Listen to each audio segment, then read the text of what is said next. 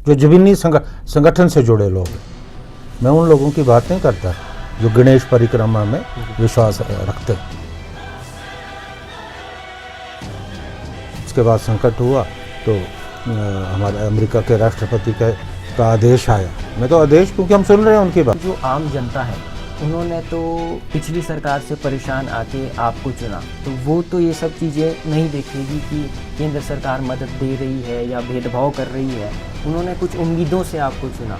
आपका विधानसभा क्षेत्र है तो क्या वहाँ पे भी ये पानी की समस्या है? जिनको आपने राजनीति में लाया आज वो तो कैबिनेट तक पहुँच गए पर आप नहीं पहुँचे। ये तो मेरा पहला चुनाव है, देखिए अभी आगे आगे होता है क्या।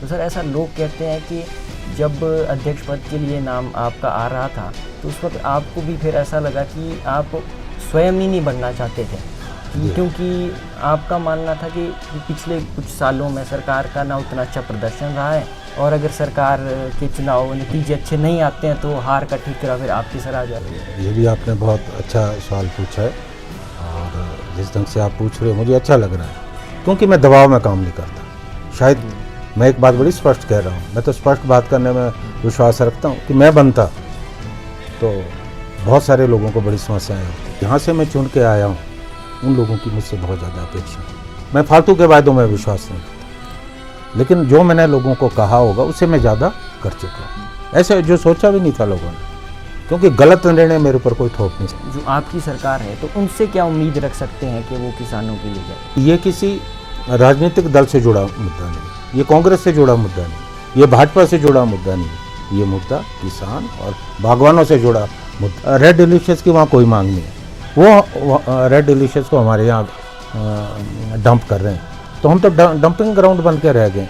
माँ बाप है वो अपने बच्चों को घरों से बाहर भेजने से डर रहे हैं कि कहीं कोई ज़बरदस्ती नशीला पदार्थ ना दे दे, तो फिर इसके लिए आपकी जो सरकार है वो क्या करेगी? तो मैंने ये भी कहा कि आप छोटे छोटे जो ड्रग पेडलर्स हैं उनको छोड़िए, आप जो बड़े बड़े मगरमच्छ हैं उन पे हाथ डालिए।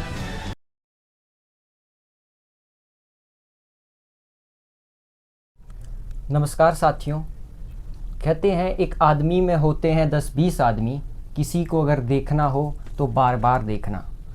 आज हमारे बीच एक ऐसी शख्सियत है जो पेशे से तो वकील है, दिमाग से नेशनल स्पोक्सपर्सन और किस्मत से ठियोग के विधायक माननीय कुलदीप सिंह राठौड़ जी। तो सर सबसे पहले तो आपका हमारे चैनल पे स्वागत।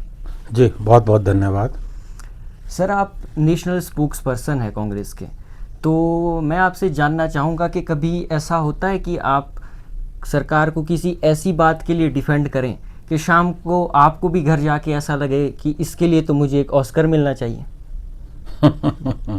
देखिए आपने बड़ा बेहतरीन सवाल पूछा। अब जहाँ तक मेरी बात है, मैं कांग्रेस का राष्ट्रीय प्रवक्ता हूँ, तो निश्चित तौर पे दिल्ली में जो है एनडीए की सरकार है, तो मेरा ज़्यादा इस बात पे स्ट्रेस रहता है कि जो एनडीए सरकार की नाकामियाँ हैं उन नाकामियों को हम जो है उजागर करें। लेकिन दूसरी तरफ जो है हिमाचल में कांग्रेस की सरकार है। अब सरकारों में कई बार निर्णय ऐसे होते हैं जो जनता के अनुकूल नहीं होते, वहाँ आपको बड़े डिप्लोमेटिकली जवाब देना होता है। कई बार ऐसा लगता है, जहाँ लगता है कि नहीं सरकार का निर्णय अच्छा है तो वहाँ सरकार को डिफेंड भी करना है। अगर लगता है कि कहीं थोड़ी प्रॉब्लम है तो you have to handle it diplomatically, यही मैं करता हूँ। सर आप कांग्रेस पार्टी में काफ़ी पहले से जुड़े हैं, आप माननीय हमारे सीएम है सुक्खू जी, उनसे पहले आप एनएसयूआई के शायद अध्यक्ष रहे। जी जी जी जी। तो सर मैं आपसे जानना चाहता हूं कि आप इतने सीनियर है कांग्रेस पार्टी में और आप कहते भी हैं कि किसी को धक्का देके आगे बढ़ना वो आपकी राजनीति नहीं है जी। तो सर आपको ऐसा नहीं लगता कि ये जो आपकी अच्छाई है ये ही कहीं ना कहीं आपकी एक कमी है कि जो आपसे जो जूनियर थे जिनको आपने राजनीति में लाया आज वो तो कैबिनेट तक पहुंच गए पर आप नहीं पहुंचे? नहीं देखिए ऐसा नहीं है, ये बात सही है कि मैं कांग्रेस में बहुत पहले से हूँ और मैं कांग्रेस में छात्र आंदोलन से आया हूँ और लगभग मेरी उम्र 19 साल की होगी जब मैं एनएसयूआई का अध्यक्ष बना। शायद भारतवर्ष में मैं पहला NSOE का ऐसा अध्यक्ष बना जो इतनी छोटी उम्र में रहा, और लगभग 6 वर्ष तक मैं NSOE का अध्यक्ष रहा। और NSOE को मैंने हिमाचल में एक मजबूत संगठन के तौर पे जो है स्थापित किया। उसके बाद युवा कांग्रेस में मुझे काम करने का मौका मिला, प्रदेश कांग्रेस में भी मुझे काफ़ी अरसे तक काम करने का मौका मिला, लेकिन चुनाव की राजनीति से मैं बाहर रहा। उसका सबसे बड़ा कारण ये रहा कि मैं ऐसे जिला से था, जिला शिमला से, जहाँ पहले से ही स्थापित नेता रहे। पहले जो है हमारे चुनाव क्षेत्र से स्वर्गीय श्री जय बिहारलाल खाची जी रहे, फिर श्रीमती विद्या स्टोक्स काफ़ी समय तक रहीं, और मेरी श्रीमती विद्या स्टोक्स से बहुत घनिष्ठता रही हैं, मेरी माँ के समान रही हैं। तो मैंने कभी टिकट नहीं मांगा, और जैसा आपने कहा कि मैंने कभी राजनीति में धक्का दे के आगे आने का प्रयास नहीं किया। और क्योंकि मैं कानून की पढ़ाई की है, तो मुझे ये लगा कि मुझे जो है वकालत करनी चाहिए, और मैंने वकालत शुरू की, और वकालत में मैं एक मुकाम तक पहुंचा। मैं बहुत लगभग 1 दशक से ज़्यादा भारत सरकार का वरिष्ठ अधिवक्ता रहा, और मैंने high court, administrative tribunal, supreme court, जहाँ भी मुझे मौका मिला वहाँ मैंने जो है वकालत की है। और लगभग 4-5 वर्ष तक मैं चंडीगढ़ में जो आर्म्ड फोर्सेस ट्रिब्यूनल है वहाँ सीनियर कौंसल रहा, रेलवे का सीनियर कौंसल रहा, जो बहुत बड़े बड़े संगठन हैं वहाँ उनका मैं लीगल एडवाइज़र रहा। लेकिन कहते हैं वो भाग्य की बात होती है। एक समय तो ऐसा था कि मुझे लगता था कि मुझे अब राजनीति नहीं करनी, और शायद थोड़े वक्त के लिए मैंने राजनीति से किनारा कर दिया। लेकिन सब प्रभु की इच्छा होती है। वो कहते हैं विधि का विधान जो है वो पूर्व निश्चित होता है, और एक वक्त में ऐसे हालात बने जब हिमाचल में कांग्रेस पार्टी ठीक हालात में नहीं थी। तो पार्टी आला कमान ने मेरा पुराना रिकॉर्ड देखते हुए जो है मुझे पेशकश की कि मैं हिमाचल में कांग्रेस का नेतृत्व करूं। राहुल गांधी जी ने मुझे स्वयं बुलाकर जो है मुझसे बात की, मुझसे चर्चा की, और हमारी प्रदेश की प्रभारी थी श्रीमती रजनी पाटिल, उनका बड़ा योगदान रहा। और ख़ासकर हिमाचल के जितने स्थापित नेता उस वक्त थे, माननीय श्री स्वर्गीय राजा वीरभद्र सिंह जी, उनका, और तमाम जो दूसरे नेता थे, हमारे वरिष्ठ नेता थे, उनका समर्थन मेरे साथ था कि आपको बनना चाहिए। शायद उन्होंने मेरे काम करने के तरीके को देखा होगा, या उनको लगा होगा कि मौजूदा वक्त में मैं संगठन को अच्छी तरह चला सकता हूँ। बहुत बड़ी चुनौती थी, तो मैंने उस चुनौती को स्वीकार किया और मैं प्रदेश कांग्रेस का अध्यक्ष बना। और शायद यहाँ मेरी बात थोड़ी मैं पूरी करना चाहता हूँ। शायद पूरे भारतवर्ष में मैं पहला ऐसा अध्यक्ष बना जिसने चुनाव नहीं लड़ा था कभी, फिर भी मुझे अध्यक्ष बनाया गया, और मैंने हिमाचल में कांग्रेस को इकट्ठा किया, एकजुट किया, और ग्रुपिज्म पे लगाम लगाई। क्योंकि मेरा काम करने का तरीका बहुत अलग है, मैं अनुशासन पे बहुत ज़्यादा जोर देता हूँ, और सभी के सहयोग से कांग्रेस पार्टी हिमाचल में मजबूत संगठन के रूप में उभरी। और मैं चुनाव लड़ना नहीं चाहता था, मैं तो हर मन से बोलता हूँ, मेरी सोच नहीं थी चुनाव लड़ने की, और मेरे मन में ये चल रहा था कि मौका मिला मैं राज्यसभा में जाऊँगा। लेकिन यहाँ भी जो प्रभु इच्छा है वो आड़े आई, और हालात ऐसे बने, मैंने चुनाव लड़ा, और चुनाव लड़ा, मेरे क्षेत्र के लोगों ने मुझे भारी बहुमत से जिता के विधानसभा में भेजा। विधानसभा में पहुंचने के बाद मेरी सोच ये नहीं थी कि मुझे सरकार में कुछ बनना है, बिल्कुल नहीं थी। मेरा ये था, सोच ये थी कि एक विधायक होने के नाते, एक लेजिस्लेचर होने के नाते मुझे अपने आप को स्थापित करना, और शायद मैंने विधानसभा में किया। जितनी बेबाकी से मैंने विधानसभा में मुद्दों को उठाया जो जनहित के मुद्दे थे, वो सभी लोग इससे वाकिफ़ हैं।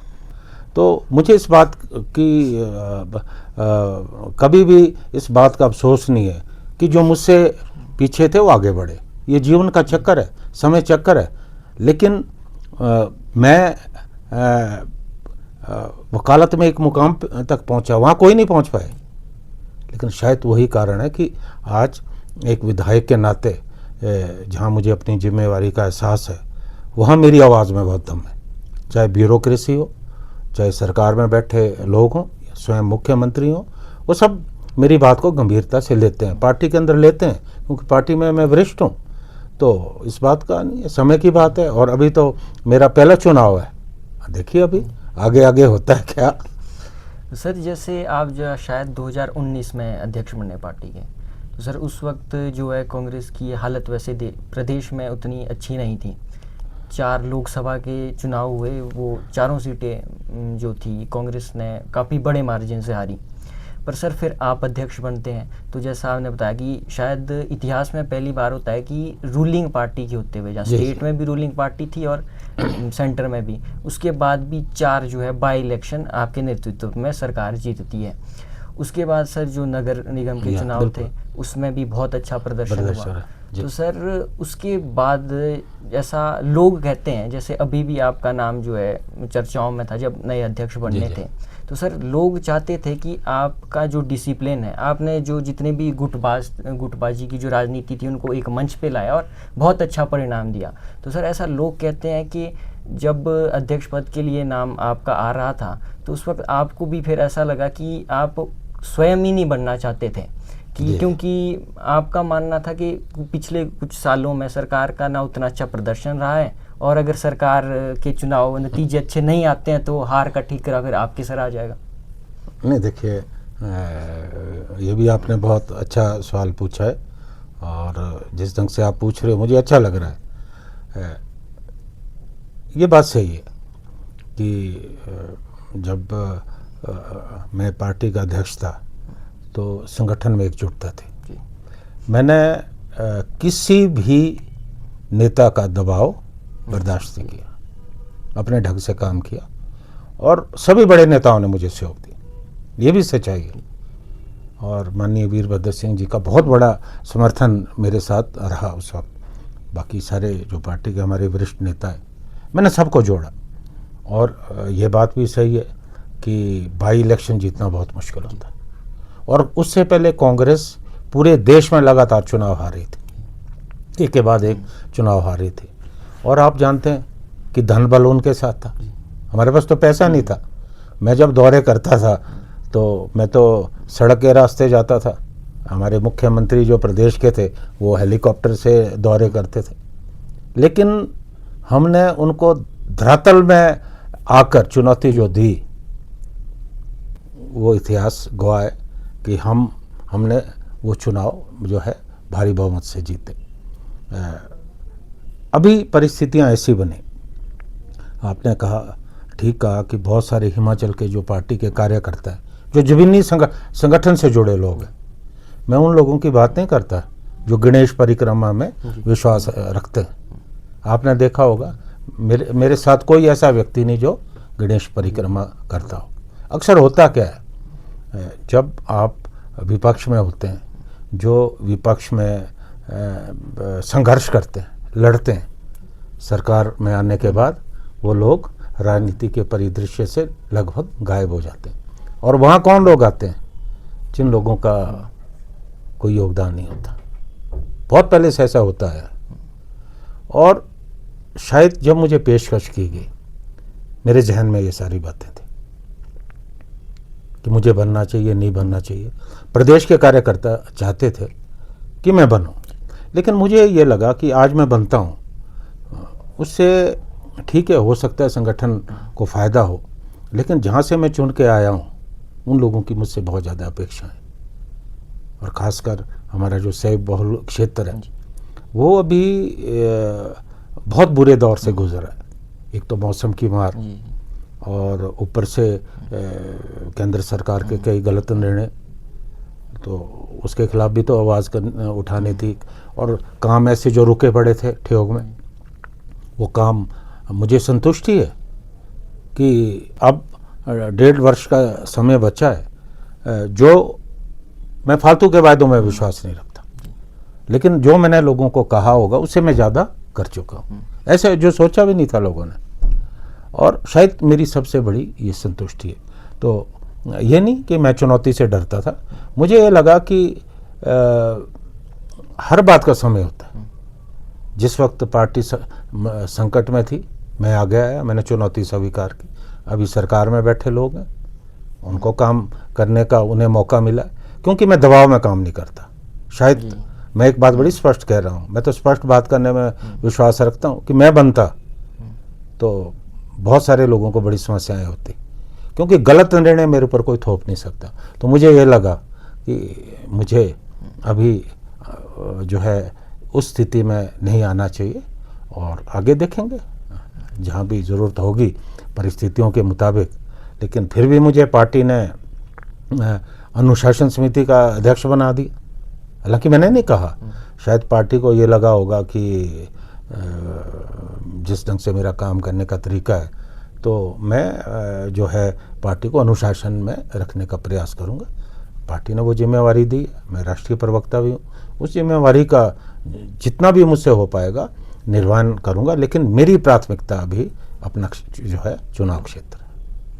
सर, एक शेर है कि आपके कालीन तो देखेंगे किसी दिन, अभी तो हमारे पाँव कीचड़ में सने हैं। तो सर, एक तरफ प्रदेश का किसान है जो कीचड़ों में मेहनत करता है, सेब उगाता है, फिर उसे मौसम की मार झेलनी पड़ती है। फिर जब वो सेब बेचने जाता है तो वहाँ पे जो मिडल मैन होते हैं, जो आर्थीज होते हैं, तो सर जैसे टाइम्स ऑफ इंडिया की अभी एक 2026 की फरवरी की रिपोर्ट थी कि 6 करोड़ 10 लाख के करीब जो किसानों का है वो आर्थियों के पास पड़ा है। और सर जो अब रही कहीं कसर थी, वो केंद्र सरकार ने, जो आप मुद्दे को उठा भी रहे हैं, कि एक ट्रेड डील करी न्यूजीलैंड के साथ, जो 50% से जो इम्पोर्ट ड्यूटी थी वो 25% कर दी गई। तो सर हम इसमें अब जो आपकी सरकार है तो उनसे क्या उम्मीद रख सकते हैं कि वो किसानों के लिए क्या करें? देखिए, मैंने तो शायद ये बात बीच में कही भी है कि हमारे जो बागवान हैं, किसान हैं, वो बहुत नाजुक दौर से गुजरे हैं। लगातार खेती की लागत बढ़ती जा रही है और जो है मन माफिक दाम नहीं मिल रहे हैं। और ये बात सही है, बागवानों का शोषण होता रहा है। तो श्रीमती विद्या स्टोक्स जब बागवानी मंत्री थी तो उनकी परिकल्पना थी यूनिवर्सल कार्टन की, जो हमारा 20 किलो का सेब का बॉक्स होता है, लेकिन वो नहीं हो पाया। अब होता क्या है, क्योंकि मैं तो खुद भी बागवान हूँ, किसान परिवार से संबंध रखता हूँ, कि मार्केट में टेलीस्कोपिक कार्टन का प्रचलन था। उसमें 30 किलो 35 किलो लोग सेब बेचते थे हमारे बागवान, और कितना शोषण होता था। और वो जो आड़ती हैं या लदानी है, वो एक पेटी की 2 पेटियां बनाकर बाद में मार्केट में बेचते थे। तो मेरे मन में था कि नहीं, इस अन्याय के खिलाफ मुझे लड़ना। मैंने बड़ी प्रमुखता से ये आवाज़ उठाई, विधानसभा में मैंने अपनी आवाज़ को बुलंद किया। मैं आभारी हूँ हमारी प्रदेश सरकार का, मुख्यमंत्री, हमारे बागवानी मंत्री, उन्होंने सहमति दी और यूनिवर्सल कार्टन का प्रचलन शुरू हुआ, और 20 किलो की पैकिंग में अब सेब आ रहा है। इससे बागवानों का शोषण बहुत हद तक जो है रुका है। दूसरी बात आपने कही कि आड़ती पैसे नहीं देते, ये भी बात सही है। अभी मैंने विधानसभा में ये मुद्दा बड़ी प्रमुखता से उठाया कि बहुत सारे ऐसे हमारे बागवान हैं जो चंगुल में फंसते हैं और उसके बाद उनकी पेमेंट्स नहीं होती। तो सरकार ने कठोर कदम उठाए और बहुत सारे जो इस तरह के आड़ती हैं वो पकड़े भी गए, ब्लैक लिस्ट भी हुए। आगे भी मेरी कोशिश है कि हमारे जो प्रावधान है वो इतने सख्त होने चाहिए कि कोई भी हमारे किसानों का शोषण नहीं कर सके। अब एक महत्वपूर्ण बात जो मैं कहना चाहता हूँ कि हमारे जो हिमाचल के बागवान हैं बहुत मेहनती हैं। उन्होंने पहाड़ियाँ काट कर सेब के बगीचे लगाए, और अब उनका मुकाबला, हमारा मुकाबला यूएसए से नहीं हो सकता, या यूरोपियन संघ के जो देश हैं उनसे नहीं हो सकता, न्यूजीलैंड से नहीं हो सकता। उनकी परिस्थितियाँ अलग है, हमारी अलग है। अब हमारी जो पर हेक्टेयर जो हमारी उपज होती है हमसे 10 गुना ज़्यादा है उनकी। तो हम उनका मुकाबला नहीं कर सकते, और वो वैरायटी में भी हमसे बहुत आगे गए हैं, तो उनका मुकाबला तो हम कर नहीं सकते। मेरी जिस बात को मैं हमेशा बोलता आया हूँ कि हमसे वायदा हुआ था कि प्रधानमंत्री मोदी जी जब लोकसभा चुनाव के वक्त यहाँ आए थे, उन्होंने कहा था हम 50 से 100% करेंगे, हम यहाँ की बागवानी को बचाएंगे, लेकिन हुआ नहीं। आज यूरोपियन यूनियन के जो देश हैं उनके दबाव में, अमेरिका के दबाव में हम जो है काम कर रहे हैं। अब अगर अमेरिका के साथ हमारा जो FTA हुआ है, मुक्त व्यापार समझौता, तो अगर वहाँ तो हमारी ये सूचना कि 0% करने वाले, अगर 0% होगा हमारे बागवान तो बर्बाद हो जाएंगे, हम मुकाबला नहीं कर पाएंगे उनका। तो हमने विधानसभा में आवाज़ उठाई और यहाँ से प्रस्ताव पारित किया। अब जब विधानसभा से प्रस्ताव पारित होकर जाता है तो पूरी प्रदेश की आवाज़ होती है।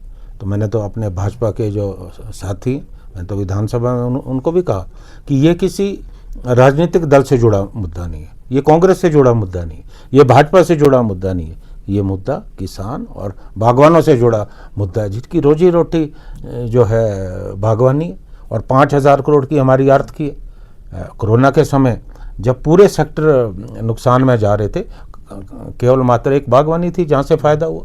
तो आज बागवानी को बचाने की ज़रूरत है। वहाँ मैं ये भी कहना चाहूँगा कि थोड़ा सा हमें जितना आगे बागवानी के क्षेत्र में होना चाहिए था, हम नहीं हो पाए। कोई खोज अन्वेषण नहीं हुआ। मैंने तो हमारा जो हमारा बागवानी विश्वविद्यालय है, मैंने विधानसभा में बात की, मैंने उनको भी कटघरे में खड़ा किया कि आप इतने साल से विश्वविद्यालय बना, आपने कौन सी नई खोज की। आज भी हम पुरानी ट्रेडिशनल वैरायटी पे जा रहे हैं। अब जो हम वैरायटियाँ ला रहे हैं, हम दूसरे देशों से ला रहे हैं। अब जो दूसरे देशों से हम यहाँ वैरायटियाँ ला रहे हैं, लगाए भी लोगों ने, ऐसा नहीं है, लोगों को फ़ायदा भी हुआ है, लेकिन क्या वो हमारी परिस्थितियों के अनुकूल है? उनकी सॉइल कंडीशन, उनका जलवायु हमसे बिल्कुल अलग है। लेकिन हमारा जो अन्वेषण है वो बहुत जो है उसमें हम बहुत ज़्यादा पिछड़े हैं। यूरोप में तो लोग हमसे बहुत आगे चले गए। अब अमेरिका से जो सेब हमारे यहाँ आ रहा है, रेड डिलीशियस, वो तो उससे आगे जा चुके हैं। वहाँ तो वैरायटी एडवांस में आई हैं। अब क्या है, रॉयल डिलीशियस की, रेड डिलीशियस की वहाँ कोई मांग नहीं है। वो रेड डिलीशियस को हमारे यहाँ डंप कर रहे हैं, तो हम तो डंपिंग ग्राउंड बन के रह गए। तो जहाँ हमें थोड़ा प्रतिस्पर्धा के लिए भी अपने आप को तैयार करना है, वो भी बहुत ज़रूरी है, क्योंकि हमें जो विश्व में बदलती हुई परिस्थितियाँ हैं उनका भी सामना करना है। लेकिन आज सरकार को ये बात समझने की ज़रूरत है कि हमें जो हमारे 2.5 लाख जो परिवार हैं उन्हें बचाने की ज़रूरत है। तो ये लड़ाई हम लड़ रहे हैं। अभी हमने विधानसभा में लड़ी, अभी राहुल गांधी जी आए थे कांगड़ा, तो मेरी उनसे भी बात हुई धर्मशाला एयरपोर्ट पे। जब वो वापस जा रहे थे तो लगभग 1 घंटे वो हमारे साथ बैठे, फ्लाइट थोड़ा लेट थी। मैंने उन्हें भी ये बात कही, इस मांग को हम जो है, इस मुद्दे को हम राष्ट्रीय स्तर पे जो है उठाने वाले हैं। और मुझे लगता है कि जनता की आवाज़ में बहुत ताकत होती है। जब जनता की आवाज़ है, निश्चित तौर पे दिल्ली में जो सत्ता में बैठे लोग हैं वो इस बात को समझेंगे, सुनेंगे और कार्रवाई करेंगे। सर, एक जो सीरियस प्रॉब्लम हम हिमाचल में देख रहे हैं, नशे और चिट्टे की प्रॉब्लम, तो हिमाचल क्या, अगर हम ठियोग की बात करें तो वहाँ भी ये बहुत बड़ी एक प्रॉब्लम है। तो सर, अब जो माँ बाप है वो अपने बच्चों को घरों से बाहर भेजने से डर रहे हैं कि कहीं कोई ज़बरदस्ती उनसे कुछ ऐसा नशीला पदार्थ ना दे दे। तो सर, इसके लिए आपकी जो सरकार है वो क्या कर रही है? देखिए, ये बहुत चिंता का विषय, और मैं जब प्रदेश कांग्रेस का अध्यक्ष था तो मैं आपको एक किस्सा सुनाना चाहता हूँ। बहुत छोटी सी बात है। मेरे पास एक कपल मिलने आया और उन्होंने कहा, सर हमने आपसे अलग बात करनी। तो मैंने उन्हें अकेले में बुलाया। जो महिला थी वो फूट के रोने लगी। मैंने कहा, क्या बात है? उन्होंने कहा कि हमारा 19 साल का बेटा है, उसे नशे की लत है, और अगर हम उसे नशा ना दें, हमें खुद लाके देना पड़ता है, तो घर में तोड़ फोड़ शुरू करता है।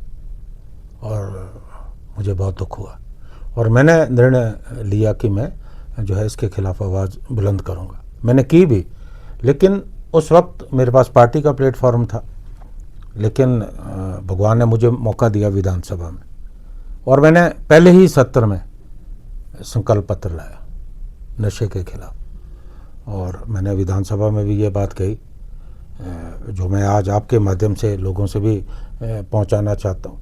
ये ठीक है कि हमने बहुत तरक्की की, सड़कें बनी, बड़े बड़े विश्वविद्यालय बने, हमारे सैटेलाइट आज स्पेस में घूम रहे हैं, लेकिन हम किसके लिए कर रहे हैं? आने वाली युवा पीढ़ी के लिए। अब अगर वो युवा पीढ़ी ही नशे के गिरफ्त में चली जाती है तो हमारा सब चीज़ें बेमानी हो जाती है। तो इस मुद्दे को मैंने उठाया और विधानसभा में सब ने समर्थन किया इस बात का कि कानून सख्त होने चाहिए, जो भी नशे के में संलिप्त है जो भी, उनके खिलाफ कार्रवाई होनी चाहिए। और मैंने ये भी कहा कि आप छोटे छोटे जो ड्रग पेडलर्स हैं उनको छोड़िए, आप जो बड़े बड़े मगरमच्छ हैं उन पे हाथ डालिए। सर हाथ भी डाला है, ऐसा नहीं है कि हाथ नहीं डाला, पकड़े भी गए हैं, लगातार पकड़े जा रहे हैं और पुलिस बहुत सख्त है। और हमारे तो स्पष्ट आदेश है कि अगर नशे के कारोबार में कोई भी व्यक्ति, वो चाहे कितना बड़ा क्यों नहीं हो, संलिप्त हो, उसके खिलाफ कार्रवाई होनी चाहिए। और आपने देखा होगा कि हमारी जो प्रदेश में सरकार है वो भी बहुत सख्त है। लेकिन मुझे लगता है कि खाली प्रशासन और पुलिस का काम नहीं है, आम जनता का भी सहयोग चाहिए। हमारे जो, मैं तो जब अपने चुनाव क्षेत्र में जाता हूँ, मैं अपने जो पंचायत के प्रधान हैं, हमारे महिला मंडल है, हमारे स्वयं सेवी संगठन है, उनसे भी मैं बात करता हूँ कि आपको भी जागरूक होने की ज़रूरत है। अगर हम सामूहिक रूप से, क्योंकि सबको पता होता है कि कौन नशा करता है, सबको पता होता है, गांव में तो पता होता है, तो हमें सूचना देने की ज़रूरत है। और जो बेचारे बच्चे हैं वो मानसिक रोगी हैं, it is sort of mental disease, उन्हें हमें वहाँ से निकालना है, समझा बुझा के। हालांकि सरकार जो है पुनर्वास केंद्र भी बना रही है, लेकिन जो निजी तौर पे बने हैं उससे मैं आई एम नॉट सेटिस्फाइड, क्योंकि वहाँ मैंने देखा है कि वहाँ भी कोई अच्छी तरह काम नहीं हो रहा। लेकिन पूरे समाज को जागरूक होने की ज़रूरत है। जब तक पूरा समाज जागरूक नहीं होगा और प्रशासन सख्ती से काम नहीं करेगा, तब तक नशे पे काबू करना जो है बहुत मुश्किल है। और जिस सोर्स से ये नशा आ रहा है, ये नशा कहाँ से आ रहा है? मुख्य रूप से जो हमारा पाकिस्तान का बॉर्डर है वहाँ से आ रहा है और दिल्ली से आ रहा है। हमारे जो खासकर जो हमारे अफ्रीकन मूल के छात्र हैं वो स्लिप्त है इस कारोबार। मैंने कहा कि जिस देश में के छात्र स्लिप्त है उनका वीज़ा रद्द होना चाहिए और जो पकड़ा जाता है उसे सरकारी मेहमान बजाने के बजाय उसको डिपोर्ट करने की ज़रूरत है। और हैरानी की बात है, दिल्ली में तो प्रधानमंत्री जी हैं, राष्ट्रपति जी हैं, गृह मंत्री जी, सख्ती होनी चाहिए। वहाँ कैसे हो रहा है? आए दिनों आप देखते हैं कि जो अफ्रीकन मूल के छात्र हैं वो पकड़े जाते हैं। अब बॉर्डर में हमारी जो फोर्सेज हैं, हमारी इंटेलिजेंस है, उनको बहुत सख्त होने की ज़रूरत है।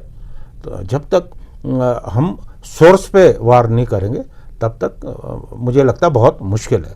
और हमारी जो सीमाएं, उसमें भी चौकसी की ज़रूरत है, क्योंकि अब जो इस कारोबार में स्लिप्त हैं वो नए नए हथकंडे अपनाते हैं। अब बहुत एडवांस हो गया सिस्टम। अब उन्हें लगता है कि नहीं, ये अब पुलिस की नज़र में वो कुछ दूसरा रास्ता ढूंढ लेते हैं। तो we have to be well equipped. हमारी जो पुलिस फोर्स है उनको भी हमें वेल इक्विप्ड करने की ज़रूरत है। अभी मैं 100% सहमत नहीं हूँ। हमने कुछ पकड़ लिए, कुछ हाथ डाल दिए, उससे ठीक है, एक संदेश जा रहा है, लेकिन बहुत सख्त होने की हमें ज़रूरत है।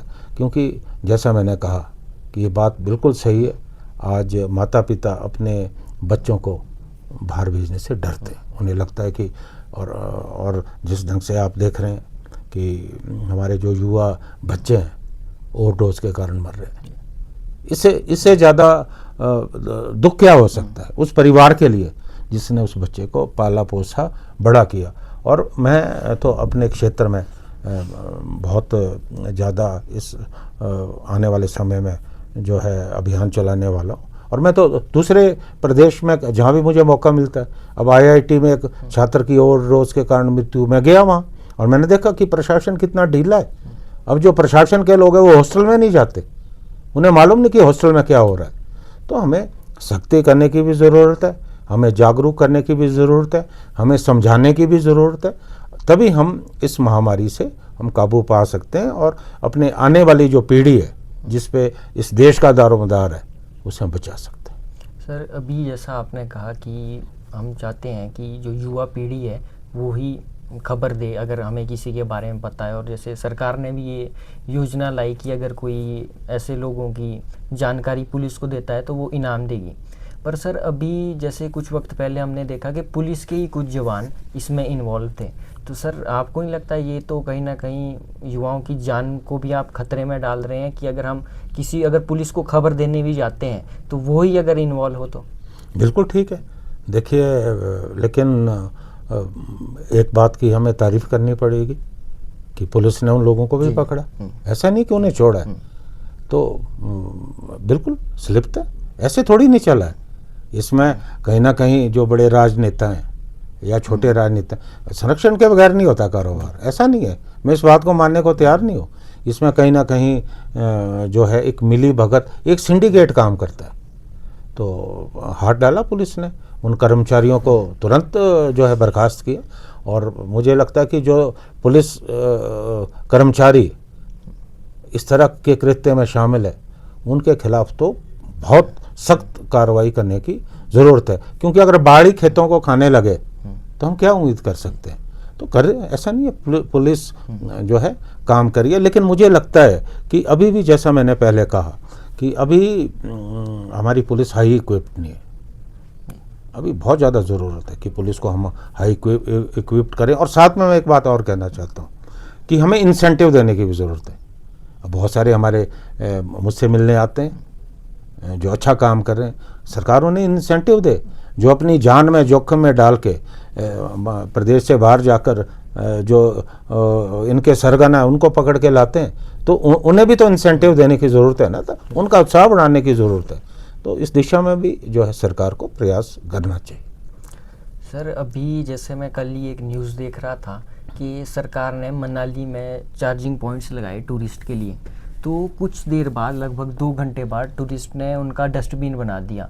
और सर जैसे मैं अपनी बात भी करूं तो जब मैं जैसे शिमला ग्रामीण क्षेत्र से हूं, तो जब हम गांव को जाते हैं तो सरकार ने नई बसें ली थी, उस वक्त बड़ी अच्छी बसें थी, चार्जिंग पॉइंट्स उसमें थे। तो सर जब मैं अगली बार उस बस में गया तो लोगों ने वो चार्जिंग पॉइंट्स ही निकाल दिए। और सर ऐसी ही चीज़ें हम बहुत सारी जगह पे देखते हैं। तो सरकार खर्चा तो करती है, पर जो लोग हैं फिर उसको, इसमें तो लोगों की गलती है। तो सर आपको नहीं लगता कि कुछ ऐसा कानून लाया जाए जो इस तरह की गतिविधियां कर रहे हैं उनसे ही जुर्माना वसूला जाए? क्योंकि सर ये तो फिर पहले ही आर्थिक स्थिति से जो है प्रदेश गुजर रहा है और फिर बार बार उन्हीं चीज़ों पे पैसा खर्चा जा रहा है। देखिए, ये जो मुद्दा है ये हमारी सोच को परिलक्षित करता है, जो समाज की सोच है।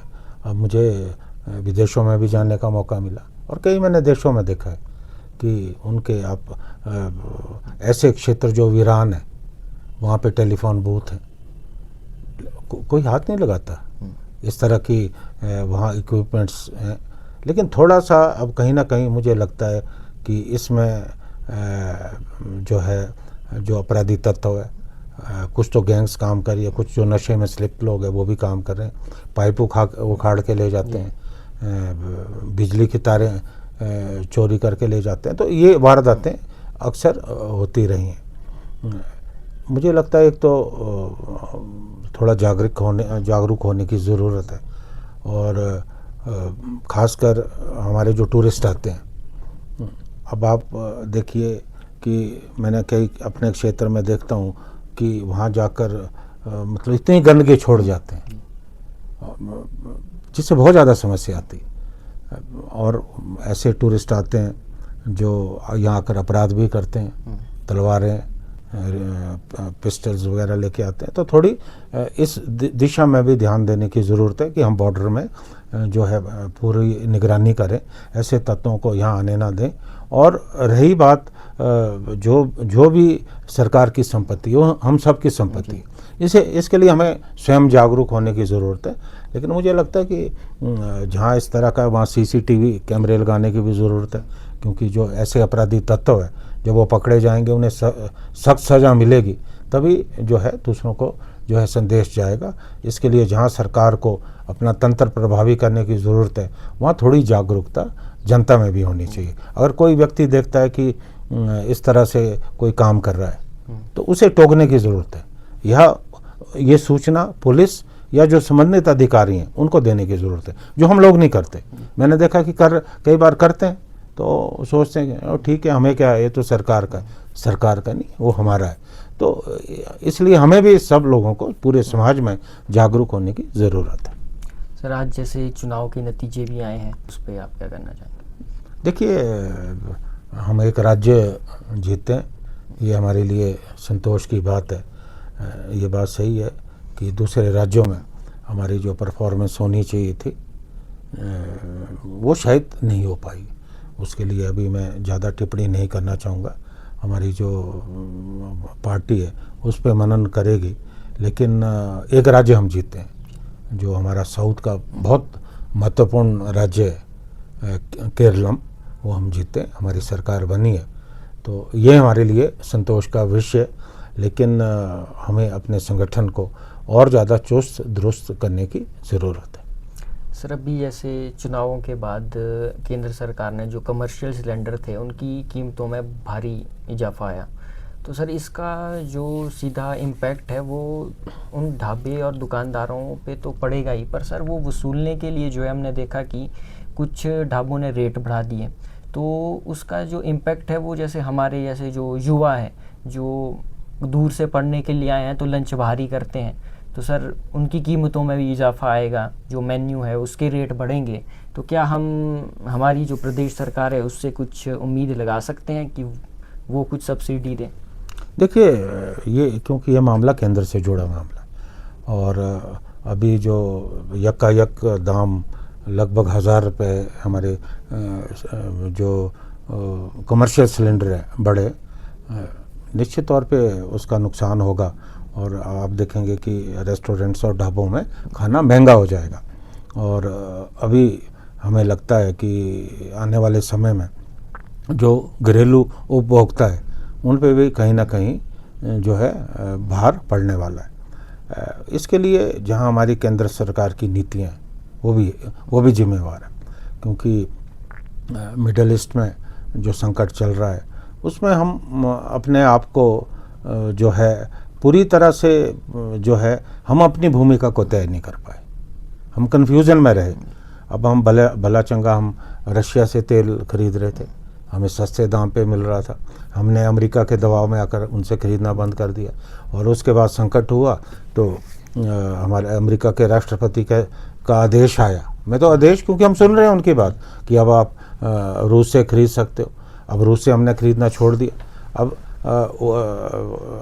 रूस भी हमें जो है पहले वाले दाम पे नहीं भेज रहा, उन्होंने दाम बढ़ा दिए, उन्होंने कहा बीच में हम भागे। तो कहीं ना कहीं हमारी नीतियाँ भी इसके लिए जिम्मेवार है। हालांकि वैश्विक स्तर पे खाली भारत ही नहीं, दूसरी जगह में भी दाम बढ़ें, तो मुझे लगता है कि वहाँ जितनी जल्दी शांति हो वो हमारे लिए अच्छा रहेगा। क्योंकि जो क्रूड ऑयल है, लगातार क्रूड ऑयल के दाम बढ़ रहे हैं, और अगर यही स्थिति बनी रही, हमारी केंद्र सरकार को भी अपनी भूमिका मजबूती से जो है निभानी चाहिए, तो आने वाले समय में हमें बहुत बड़े संकट का सामना करना पड़ेगा और महंगाई बहुत ज़्यादा बढ़ने वाली है। तो सरकार को इस दिशा में ध्यान देने की ज़रूरत है। मुझे लगता है अभी तो चुनाव थे, तो चुनाव के वक्त में तो केंद्र सरकार ने रोक लगा के रखी, लेकिन अब जिस तरह से संदेश बाहर आ रहा है कि तेल कंपनियों को बड़ा घाटा हो रहा है, तो मुझे लगता है कि दाम बहुत बढ़ने वाले हैं। तो सरकार को चाहिए, क्योंकि जनता पहले ही महंगाई की मार से त्रस्त है, तो अगर गैस सिलेंडर, डीजल, पेट्रोल के दाम बढ़ते हैं तो महंगाई जो है आसमान को छूने लगेगी। तो इसके लिए मुझे लगता है कि केंद्र सरकार को जो है सख्त कदम उठाने की ज़रूरत है। सर, अभी जैसे कांग्रेस सरकार हिमाचल में सत्ता में आई, तो हमने पहले तो डिज़ास्टर देखा और दूसरा फिर आर्थिक संकट, जिसमें हमें केंद्र से भी कोई सहायता नहीं मिली। तो जिसके लिए हम कांग्रेस सरकार है वो बोलती भी है कि ऐसे तो प्रधानमंत्री मोदी हिमाचल को दूसरा घर बताते हैं, पर कोई सहायता हमें नहीं दी। तो सर वैसे ही हिमाचल में जो है पक्की नौकरियां नहीं मिल पा रही है, हिमाचल का जो बजट है वो घटा है। तो सर अब जो आम जनता है उन्होंने तो पिछली सरकार से परेशान आके आपको चुना, तो वो तो ये सब चीज़ें नहीं देखेगी कि केंद्र सरकार मदद दे रही है या भेदभाव कर रही है। उन्होंने कुछ उम्मीदों से आपको चुना, तो क्या आप उनकी उम्मीदों पे खरा उतर पाएंगे जो सरकार के साल बचे हैं? देखिए, हिमाचल लगातार कर्ज की गर्त पे फंसता जा रहा है। और जब भाजपा सत्ता में थी उस समय भी जो है बहुत ज़्यादा कर्ज हमारे ऊपर था। हमारे आने के बाद भी कर्ज बढ़ा है और 2 बार यहाँ बहुत बड़ी आपदा आई, 2019 में आई, पिछले वर्ष आई। बहुत ज़्यादा नुकसान हुआ है हिमाचल प्रदेश में। हमारा जो आधारभूत ढांचा था बहुत ज़्यादा नुकसान हुआ है और लगभग 10,000 करोड़ का नुकसान 2019 में हुआ। अभी भी आकलन 5,000 करोड़ से ज़्यादा है। तो केंद्र से हमें जो मदद मिलनी चाहिए थी वो हमें नहीं मिली। हम पहाड़ी राज्य, हमारा बहुत बड़ा योगदान इस देश की सुरक्षा में, हमारे जो नौजवान हैं वो सीमा में प्रहरी हैं, देश के लिए बलिदान देते हैं और हम वनों की सुरक्षा करते हैं। हमारे यहाँ की जो नदियाँ हैं वो जाकर मैदानों को हरा भरा करती, हम बिजली पैदा करते हैं। तो वो हक हमें नहीं मिला।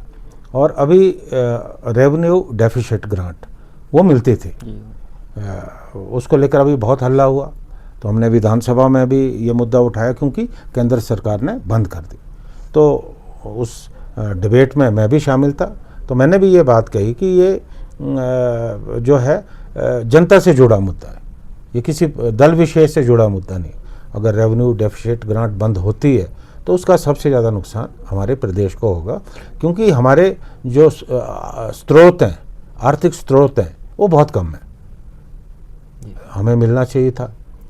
अब उनका लॉजिक ये था कि 12 राज्यों में ख़त्म कर दिया। हमने कहा कि जो 12 राज्य थे वहाँ तो आपदा नहीं आई, हिमाचल में आपदा आई, हिमाचल को मिलना चाहिए था। तो उससे भी कहीं ना कहीं हिमाचल में जो आर्थिक संकट है वो बढ़ा है। और निश्चित तौर पे जब आर्थिक संकट होगा तो आप फैसले नहीं कर सकते। आपको सरकारी नौकरियां देनी है, उसमें भी कहीं ना कहीं अंकुश लगेगा, या डेवलपमेंट के काम है वो कहीं ना कहीं सफ़र करेंगे। तो मुझे लगता है कि अब सरकार को भी थोड़ा सा आत्ममंथन करने की ज़रूरत है। जो अनावश्यक खर्चे हैं वो बंद भी हुए, सैलरीज भी कम हुई हैं। उसके अलावा और भी कई खर्चों पे अंकुश लगाने की जो है ज़रूरत है, क्योंकि आने वाले समय में जिस तरह से हमें केंद्र मदद नहीं कर रहा है, और मुझे ये भी लगता है कहीं ना कहीं इसमें राजनीति तो है। अगर यहाँ उनके केंद्र की मनमाफिक सरकार होती तो शायद ये स्थिति नहीं आती। लेकिन अब हो रहा है, इन परिस्थितियों से सरकार को लड़ना है, सरकार कर भी रही है, देखते हैं आगे।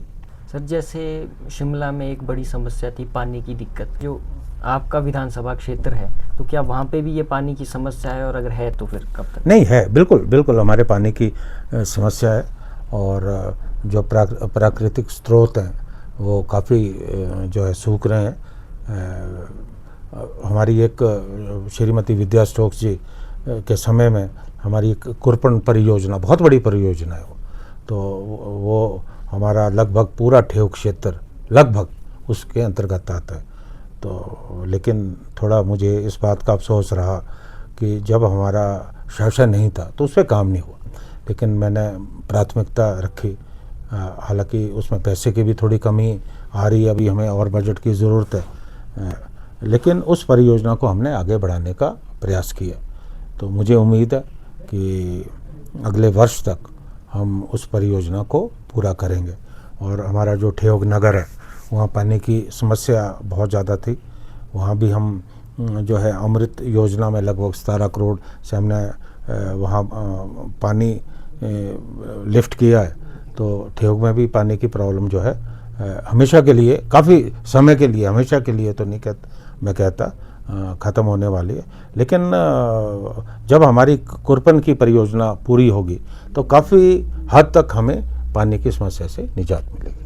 ठीक है सर, आपका बहुत बहुत धन्यवाद। मैंने आपका समय भी शायद ज़्यादा ले लिया। नहीं, ठीक है। आपका बहुत बहुत धन्यवाद, आपने हम सहयोग दिया और अपना आपने समय दिया। अच्छा साक्षात्कार किया है, अच्छा इंटरव्यू लिया है, और भविष्य में